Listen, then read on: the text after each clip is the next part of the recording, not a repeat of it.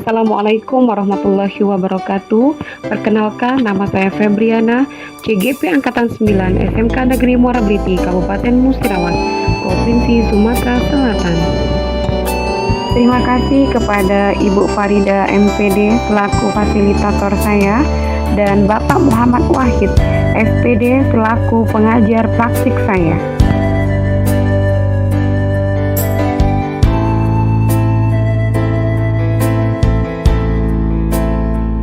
Kau bisa padakan kakiku, tapi tidak mimpi-mimpiku.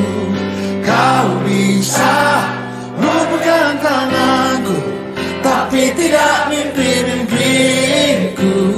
Kau bisa merebut senyumku, tapi sungguh tak akan.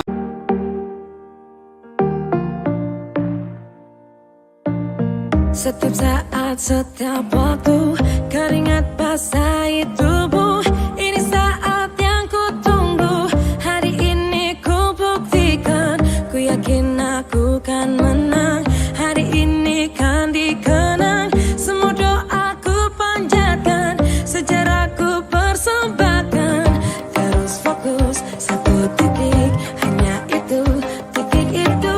Tetap fokus, kita kejar. Saya percaya saya bisa mencapai impian, saya bisa mengambil tindakan, saya bisa bangkit dari kegagalan, saya bisa dengan doa, saya bisa dengan usaha, saya harus bisa untuk keluarga, bangsa dan negara. Saya pasti bisa. Berprestasi, kalau kalah jangan frustasi, kalau menang solidaritas, kita galang sportivitas. Kalau menang berprestasi, kalau kalah jangan frustasi, kalau menang solidaritas, kita galang sportivitas.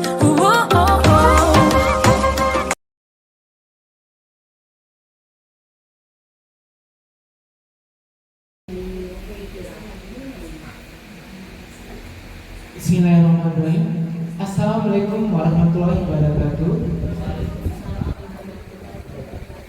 Selamat pagi, salam sejahtera buat kita semuanya. Yang terhormat Bapak Kepala Sekolah SMK Negeri Muara Bliti, Bapak Sioto Selamat MPD. Yang terhormat Bapak dan Ibu Kepala Sekolah SMK Muara Bliti. Dan yang kita banggakan dan cintai adalah Bapak dan Ibu guru serta staf dan tata usaha SMK Muara Bliti. Syukur alhamdulillah kita panjatkan kehadirat Allah Subhanahu wa taala di mana pada hari ini kita dapat berkumpul dalam acara diseminasi budaya positif oleh calon guru penggerak angkatan 9 pada hari Rabu tanggal 25 Oktober 2023 di SMK Negeri Muara Bliti. Adapun tujuan ini adalah untuk diseminasi ataupun presentasi dari Ibu Febriana SPD, dan kita sampaikan salam dan selawat juga kita sampaikan kepada junjungan kita Nabi Muhammad SAW yang telah memberikan karunia keimanan pada hari ini. Baiklah, adapun keseluruhan acara kita pada hari ini adalah pembukaan, kemudian kata sambutan dari Bapak Kepala Sekolah SMK Negeri Muara Bliti, Bapak Sioto Selamat MPD, kemudian pemaparan diseminasi budaya positif oleh calon guru penggerak angkatan 9 Ibu Febriana, kemudian sesi tanya jawab dan juga doa dan penutup. Baiklah, acara yang pertama sekali itu adalah kata sambutan dan arahan dari Kepala Sekolah SMK Negeri Muara Bliti, Bapak Sioto Selamat MPD. Kepada Bapak kami persilakan. Assalamualaikum warahmatullahi wabarakatuh.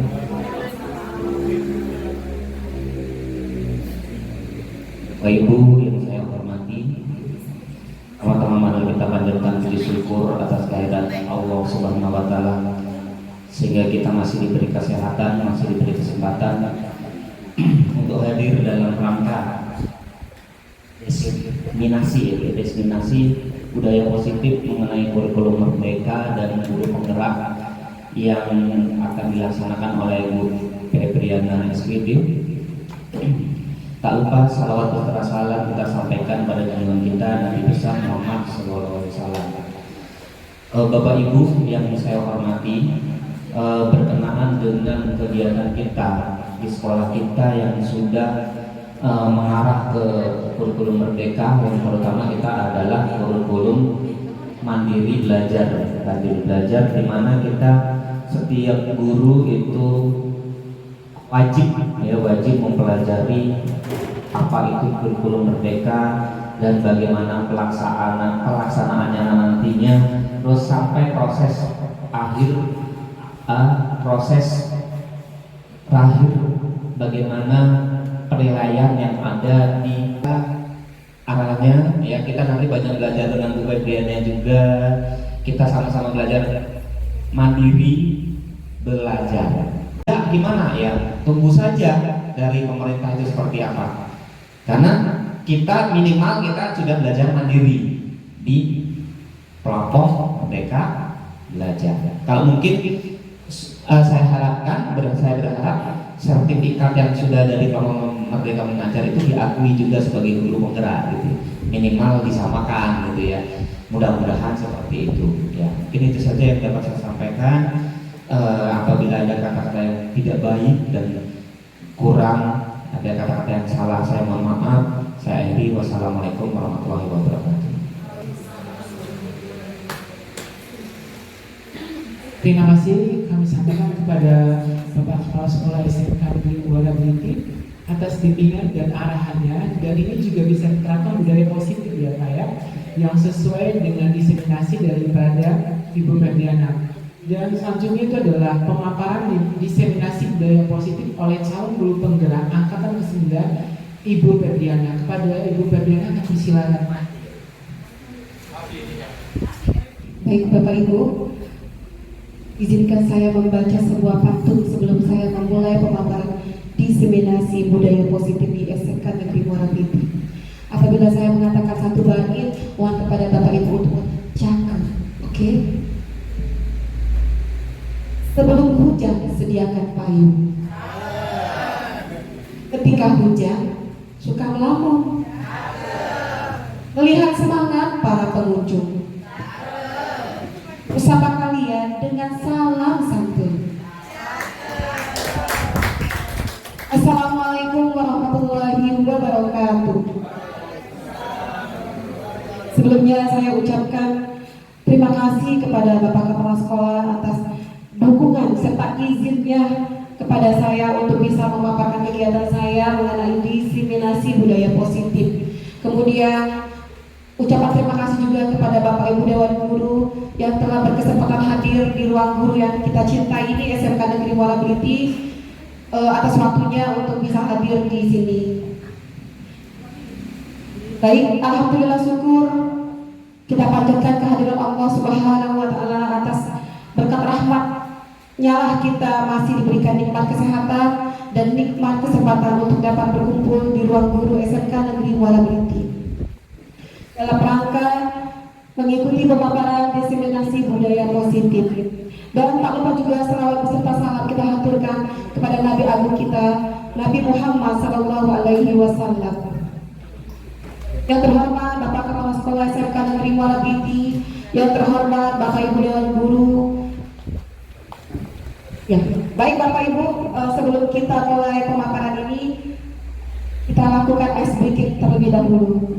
Kepada Bapak Ibu dimohon untuk berdiri. Di sini cluenya menangkap dono. Apabila saya mengatakan dono, silakan tangkap telunjuk teman Bapak Ibu yang ada di samping Bapak Ibu. Iya. Iya, maaf. Baik, mulai ya. Konsentrasi. Konsentrasi dimulai. Buka. Semangat ya.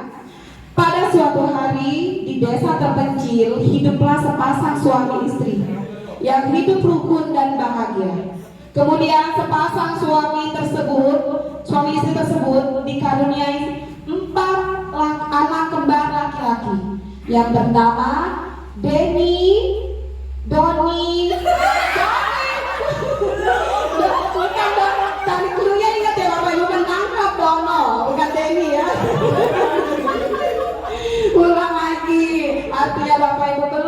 konsentrasi. Oke, mulai ya. Kemudian sepasang suami istri tersebut dikaruniai anak 4 kembar laki-laki yang diberi nama Dono.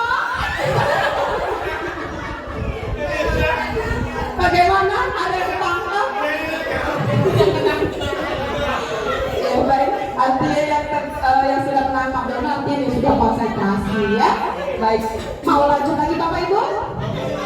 Lanjut. Dua lagi yang kembar tadi kan, Dono, Dewi, Dani, dan Doni. Kemudian 5 tahun kemudian keempat anak kembar laki-laki tersebut tumbuh subur, cerdas dan sehat. Kemudian dia bermain di halaman, bermain bola bersama. Keempat anak laki-laki tersebut tiba-tiba si Dono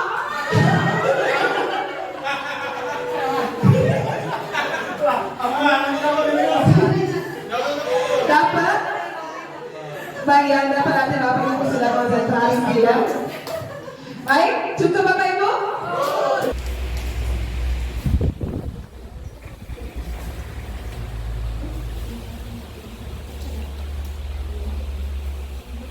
Baik, kita mulai pemaparan kita mengenai definisi budaya positif.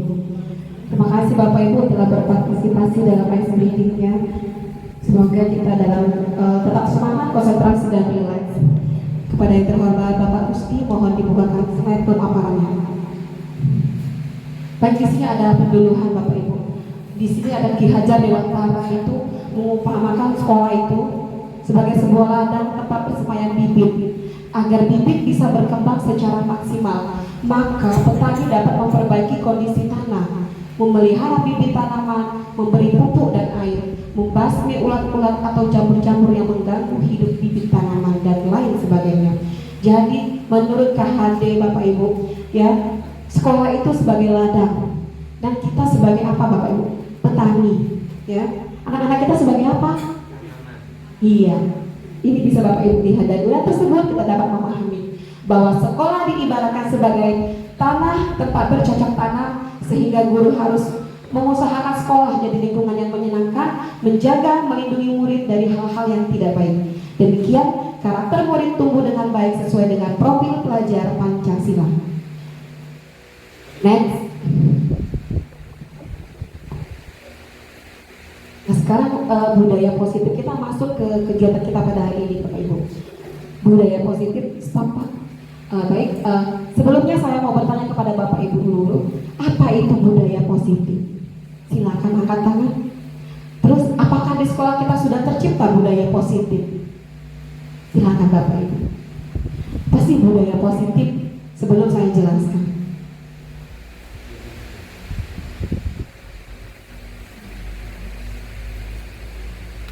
Ada yang tahu Bapak Ibu budaya positif? Angkat tangan kok. Ya, silakan. Apa itu budaya positif? Sebelum saya mulai kegiatannya. Gak apa-apa, salah gak apa-apa, saya tidak marah Bapak Ibu. Silakan Bu Risa.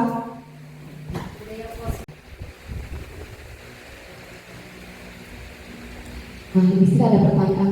Kita mendengar kata disiplin, apa yang terbayang di benak Anda? Apa yang terlintas di pikiran Anda, Bapak Ibu? Ada pertanyaan lagi dari saya, Bapak Ibu.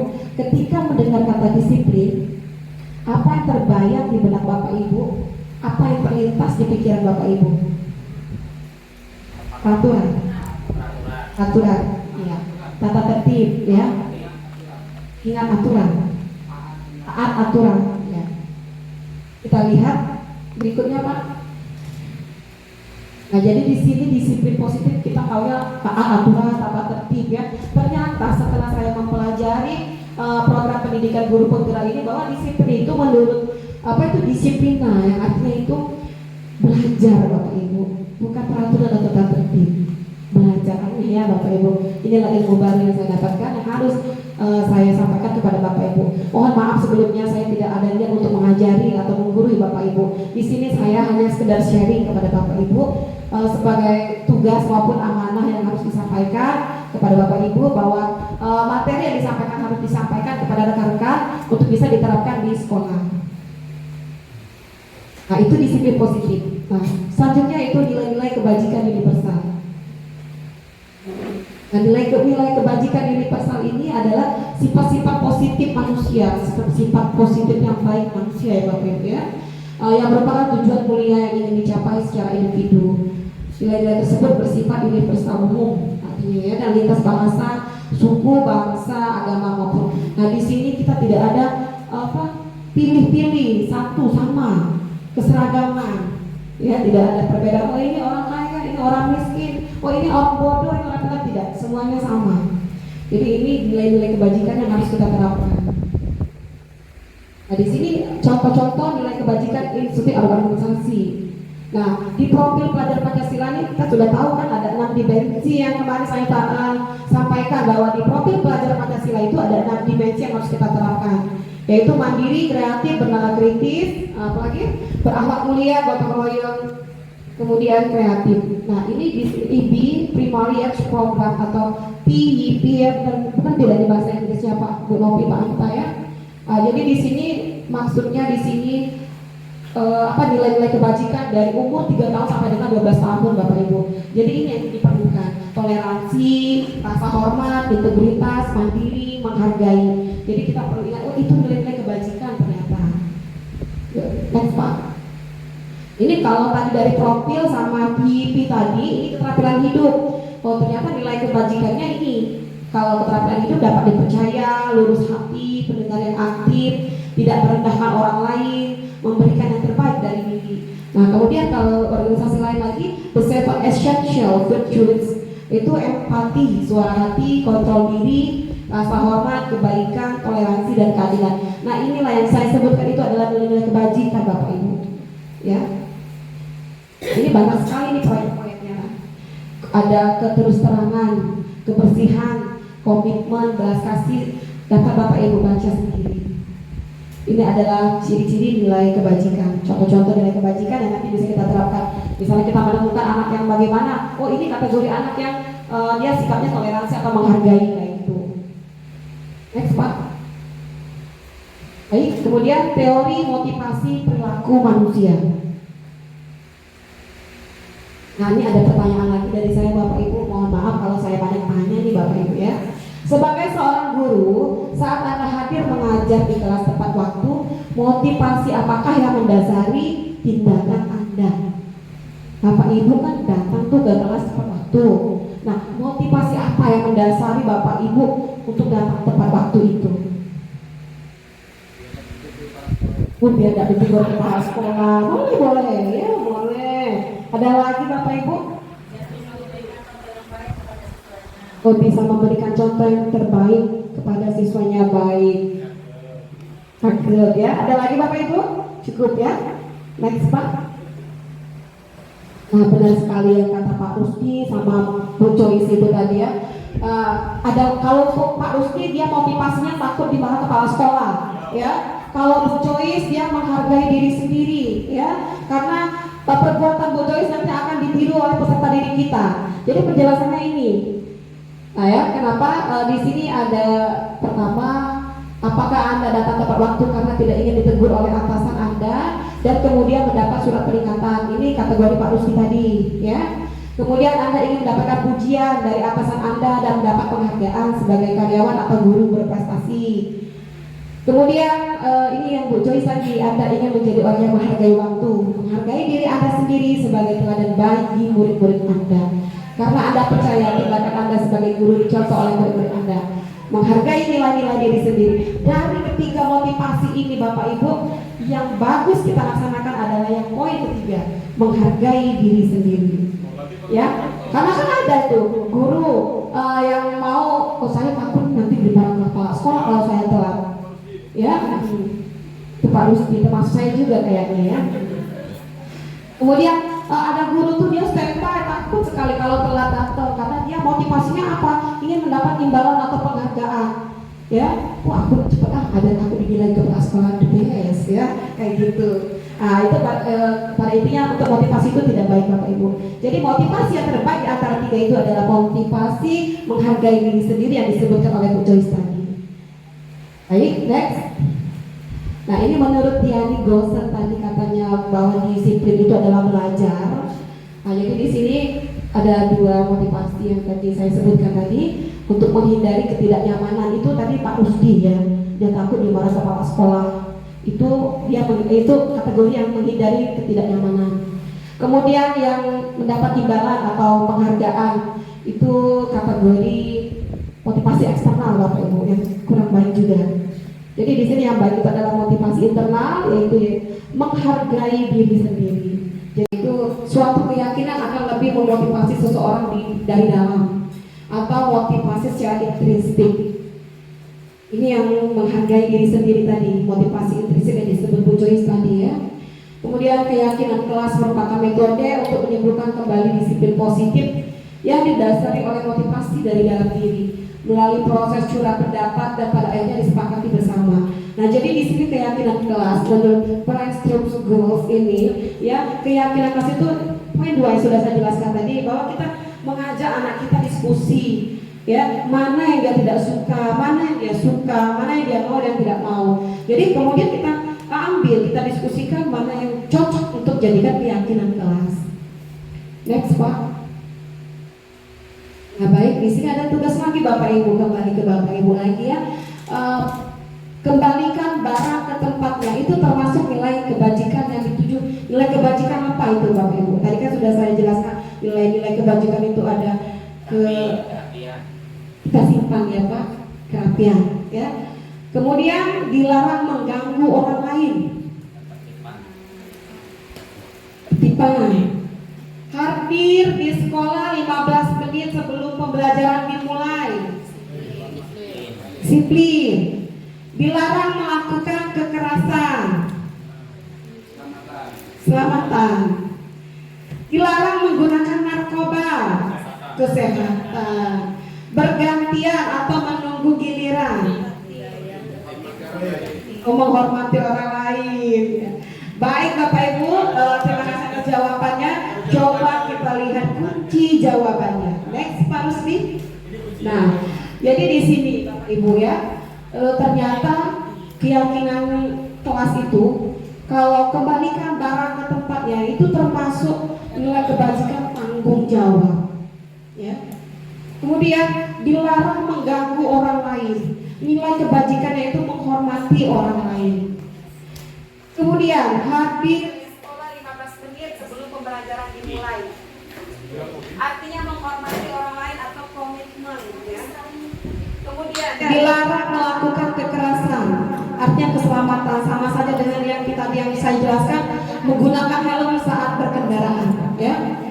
Kemudian dilarang menggunakan narkoba, benar kata Pak Febri tadi ya, kesehatan dan keselamatan ya Pak, kurang keselamatannya saja dengan kebajikannya ya Pak. Kemudian bergantian atau menunggu giliran, menghormati orang lain dan melatih kesabaran dengan kebajikannya. Baik, next Pak.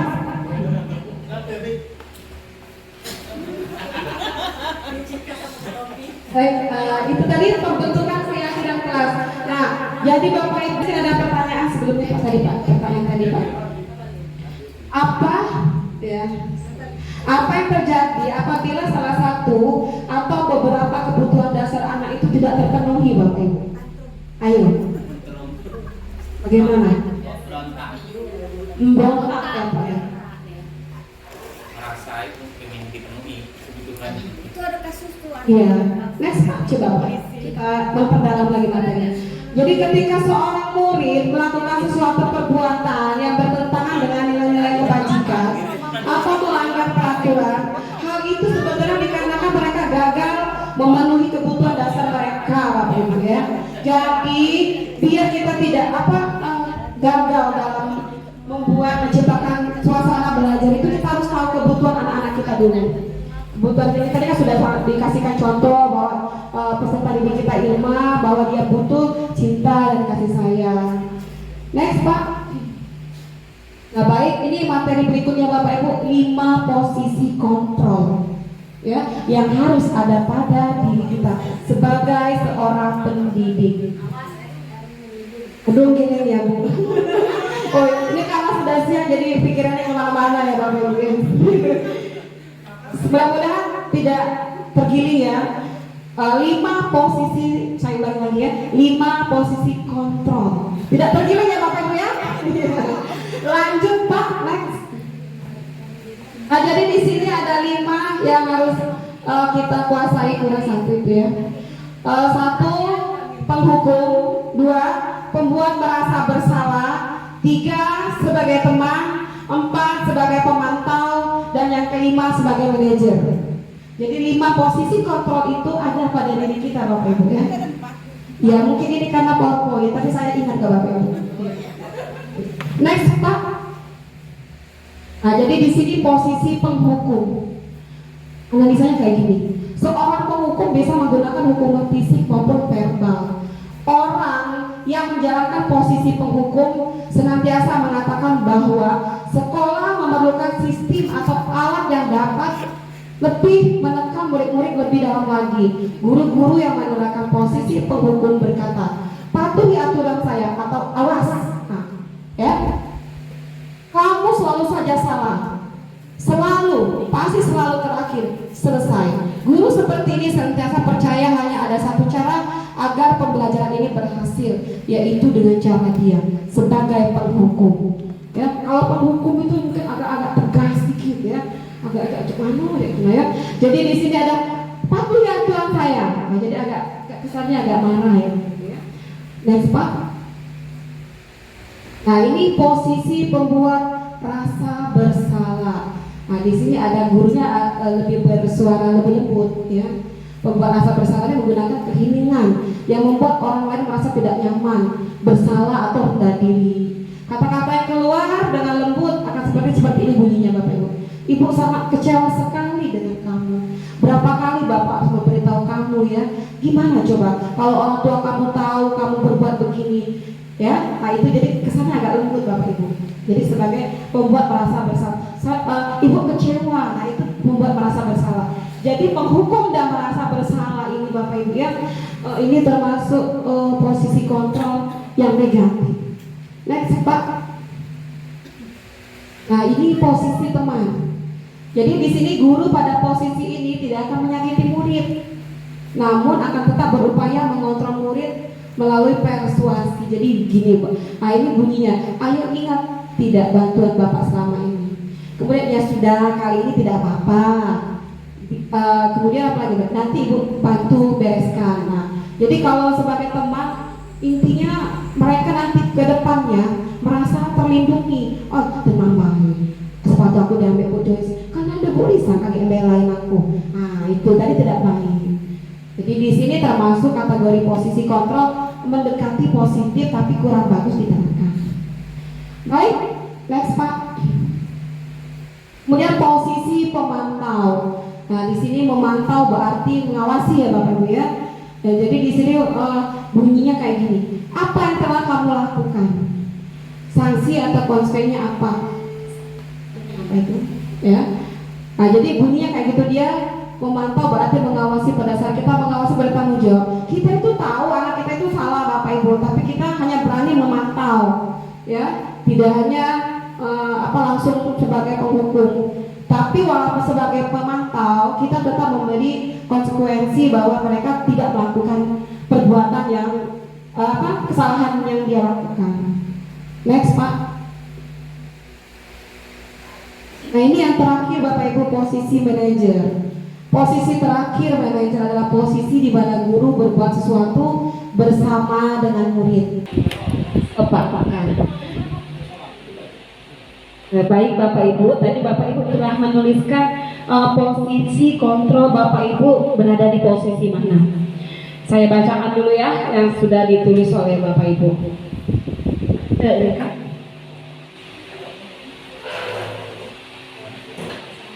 Baik, untuk Pak Bu Risa itu sebagai pemantau, ya, teori kontrol pemantau.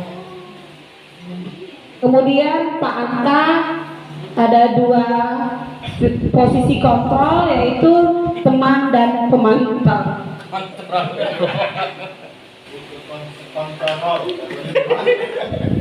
Kontrolnya tuh, sing pakai S itu.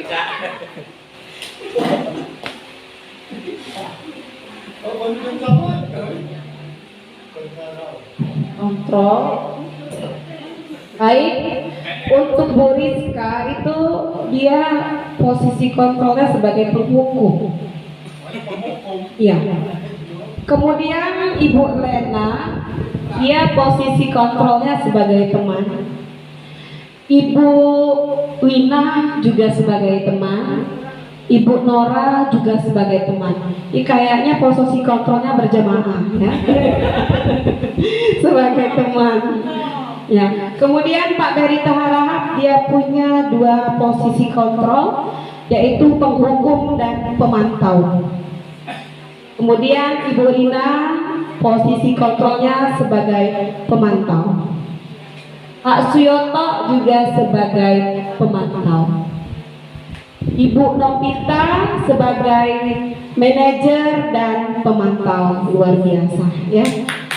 Pak Rusdi sebagai pemantau dan Pak Diki sebagai manajer. Masya Allah. Berarti Bapak Ibu di posisi kontrol yang sudah saya jelaskan tadi di berbagai slide itu, teori kontrol yang paling baik itu sebagai peserta didik adalah di posisi manajer. Jadi di sini hanya dua guru yang ada di posisi manajer, Ibu Novita dan Pak Diki. Luar biasa ya. Baik, next Pak.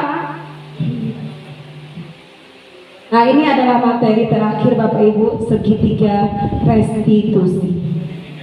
Nah di sini segitiga restitusi ini ada tiga Bapak Ibu. Satu, menstabilkan identitas. Dua, validasi tindakan yang salah. Tiga, menanyakan keyakinan.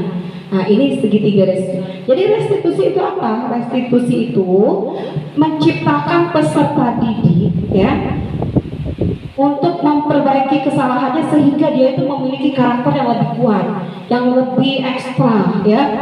Biasanya kan kita punya apalagi yang itu Bu Novi, siapa lagi tadi posisi penghukum ya, Pak Juharsa, Bu Novi, Bu Rizka, ya, Pak Febri Yulardi itu posisinya penghukum.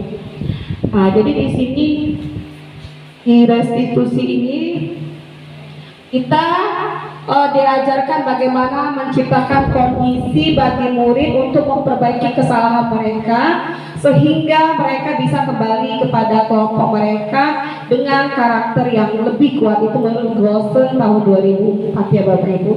Jadi segitiga restitusi ini adalah sebuah tahapan untuk memudahkan para guru, orang tua dalam melakukan proses untuk menyiapkan anaknya untuk melakukan restitusi. Ini segitiga restitusi ini berlaku untuk manajer Bapak Ibu. Kalau ketiganya itu dilaksanakan itu posisi kontrol pada di bagian manajer. Kita ini sebenarnya sudah melaksanakan segitiga restitusi ya. Mungkin tidak di bagian menanyakan keyakinan belum. Tapi kalau untuk menstabilkan identitas dan validasi yang salah mungkin sudah kita laksanakan. Karena kita tidak tahu kalau itu adalah segitiga restitusi. Jadi seorang posisi teori kontrol dari 5 itu yang lebih baik melakukan segitiga restitusi adalah berada di posisi manajer. Sebagai pendidik, kita berada di posisi manajer baru bisa melakukan segitiga restitusi itu. Jadi kalau kita sebagai penghukum, teman, pemantau, kemudian apa lagi tadi?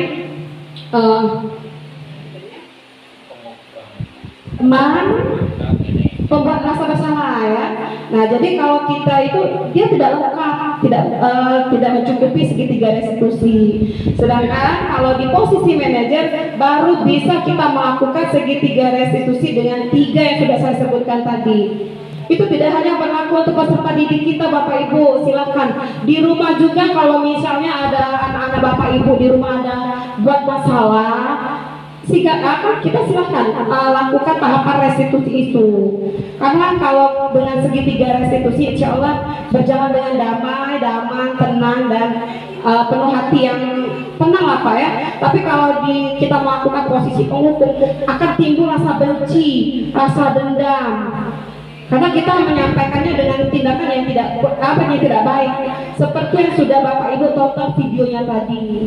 Bagaimana posisi penghukum, teman, pemantau, kemudian pembuat rasa bersalah dan manajer. Jadi dari 5 video yang sudah diterapkan tadi, alangkah bagusnya di posisi manajer itu kita berada, Bapak Ibu. Jadi segitiga restitusi ini tidak perlu hanya dilakukan di sekolah, tapi di rumah juga dilakukan. Next Pak.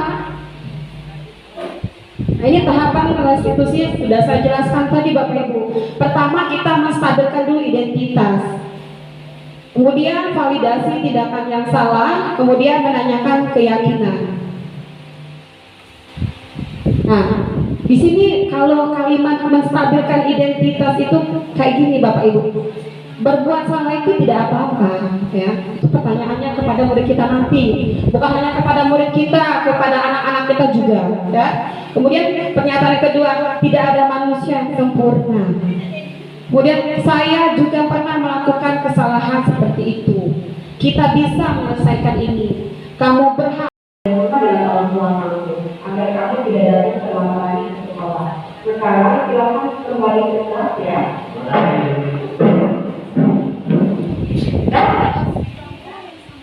Baik, itulah praktek segitiga restitusi saya Bapak Ibu.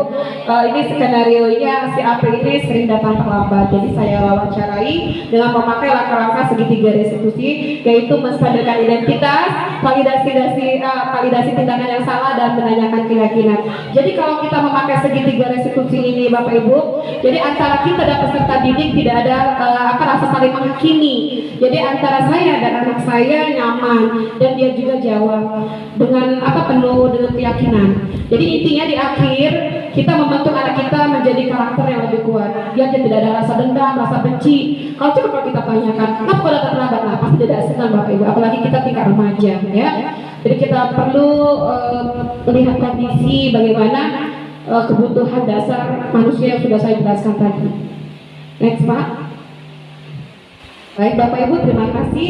Itulah pemaparan yang dapat saya sampaikan mengenai diseminasi budaya positif. Jadi dari pemaparan tadi dapat saya simpulkan dan saya refleksi bahwa nanti setelah ini harapan saya Bapak Ibu dapat membuat keyakinan kelas di kelas Bapak Ibu sendiri. Kemudian sebagai peserta didik kita harus pegang posisi kontrol sebagai manajer dan mengetahui nilai-nilai kebajikan universal.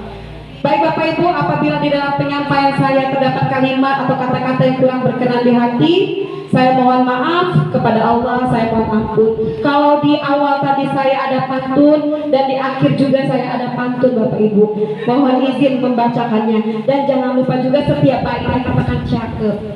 Oke Bapak Ibu, anak kecil duduk di depan, memakai dasi dan juga celana. Puluhan menit berdiri di depan. Semoga presentasi saya membawa makna. Terima kasih. Saya akhiri. Wassalamualaikum warahmatullahi wabarakatuh. 3, 2, 1. Silakan Pak Rizky. Ada bunyi lagi.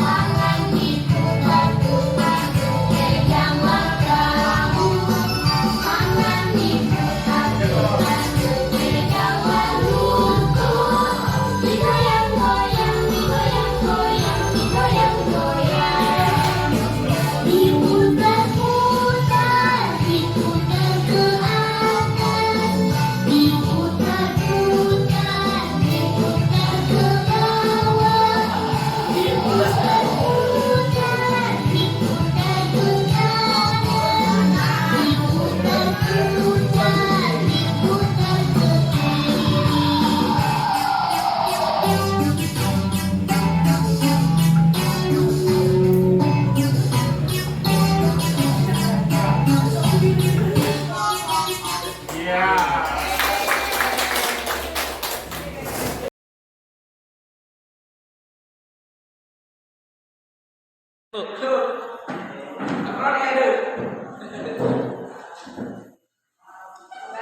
assalamualaikum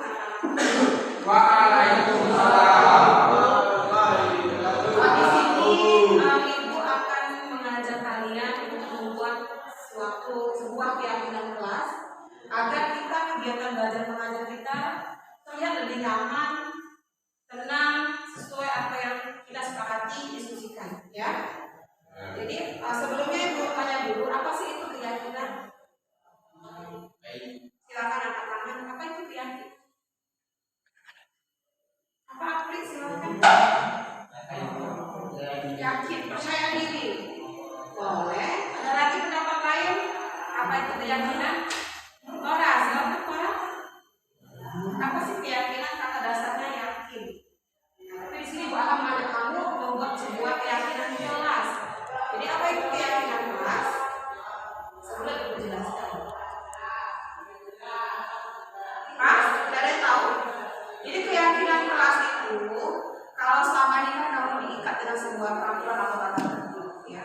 Jadi keyakinan kelas itu nanti tidak jauh dari keyakinan, tidak jauh dari tata tertib atau peraturan. Tapi kalau di peraturan itu kan dibuat oleh waktu satu orang atau dua orang lebih. Tapi keyakinan kelas ini diajak berdiskusi berkolaborasi antara ibu dan kamu membuat sebuah keyakinan kelas. Apa yang kamu mau, apa yang kamu suka, apa yang tidak kamu mau, apa yang tidak kamu suka. Jadilah sebuah keyakinan kelas sehingga akan menghasilkan nilai-nilai kebajikan universal. Apa nilai-nilai kebajikan universal? Ya, contohnya tanggung jawab, disiplin, saling menghormati, sopan santun. Nah, jadi di sini nanti Ibu bagikan sebagian kertas ini, nanti kamu silakan tulis keyakinan kelas apa yang kamu sepakati untuk di mata pelajaran Ibu. Nanti setelah ditulis silakan tempel di papan tulis. Paham yang dimaksud? Baik, balikan. Jangan terbalik ya kalian ini dirinya, ini aplikasinya kamu menulisnya di yang tidak jalannya.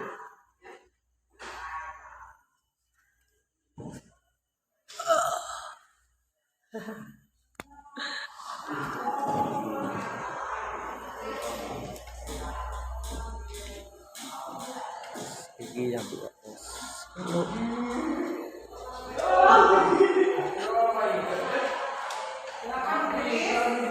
sudah menulis silakan tempelin tadi contohnya. Ya, anak-anakku ini sudah kamu tulis dan sudah kamu tempel. Mari kita diskusikan mana yang rasional, mana yang layak kita jadikan keyakinan kelas. Baik, ini saling hormat dan menghargai guru dan teman. Datang tepat waktu, ikut berpartisipasi dalam kegiatan praktek. Masuk akal semua ini ya. Nanti kita tulis ini ya. Kemudian, Ibu jangan marah-marah terus kepada kami. Disepakati atau tidak ini? Sepakat. Kemarahan itu tidak ada orang marah itu kalau tidak ada sebab. Jadi ini disepakati ini. Ya. Kemudian, Dora Mita katanya pada saat praktek boleh istirahat sejenak untuk membeli makanan dan minuman. Disepakati atau tidak? Sepakati. Kemudian, Adi Saulia katanya pada saat jam pelajaran apa boleh? Saat istirahat 15 menit saya tidur. Boleh atau tidak ini? Tidur. Sepakati. Hanya 15 menit ya, sudah dibangun kembali, belajar lagi, semangat lagi, oke? Mantap Eki, Bismillah. Menolak ngajar. Kemudian, memperbanyak praktek, memperkecil materi apa? Materi itu tidak bisa diperkecil anakku. Setidaknya apa ya ini memperbanyak praktek, memperkecil materi atau menulis. Mungkin bukan memperkecil materi ya nanti ya. Materinya mungkin lebih banyak praktek daripada materi. Intinya dalam suatu praktek itu harus materi dulu baru praktek. Oke? Sepakat ini? Ya. Bagus kok. Ya. Nah Ibu bagaimana? Coba kami baju dia nih. Apa? Dari Indawa katanya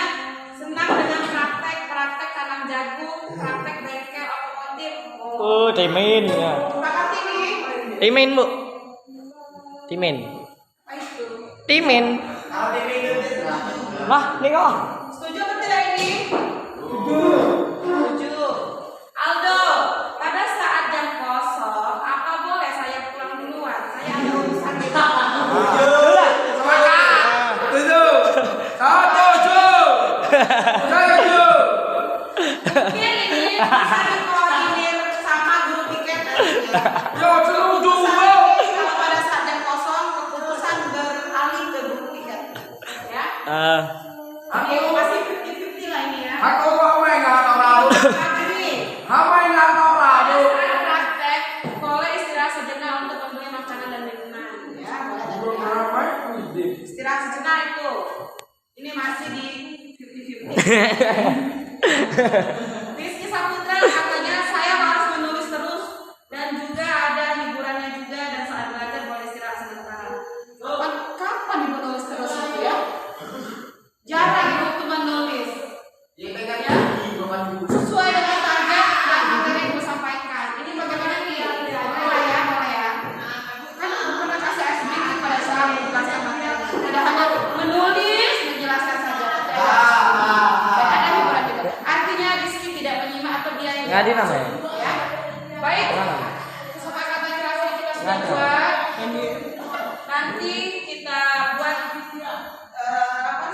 berbentuk poster dan kita tempelkan di kelas, di ruang kelas kita. Terima kasih anak